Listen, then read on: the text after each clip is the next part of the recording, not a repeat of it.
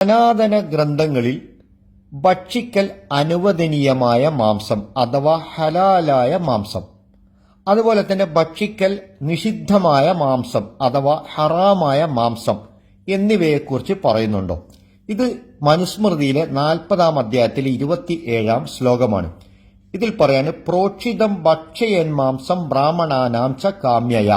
മന്ത്രം ജപിച്ച് പ്രോക്ഷണം ചെയ്തിട്ട് യജ്ഞത്തിൽ ഹവനം ചെയ്ത പശുവാദികളുടെ മാംസം ബ്രാഹ്മണന് ഇച്ഛയുണ്ടെങ്കിൽ ഒരു പ്രാവശ്യം മാത്രം ഭക്ഷിക്കാം.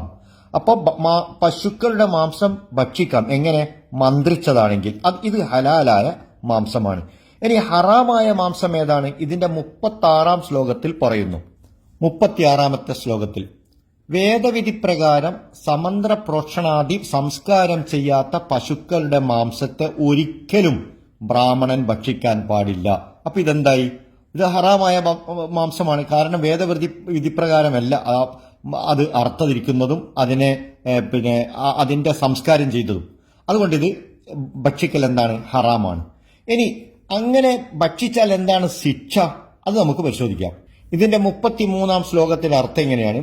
അങ്ങനെ വിധിപ്രകാരമല്ലാത്ത മാംസം ഭക്ഷിച്ചാൽ പരലോകത്ത് വെച്ച് ഭക്ഷിച്ച ജന്തുക്കളാൽ ഭക്ഷിക്കപ്പെടും.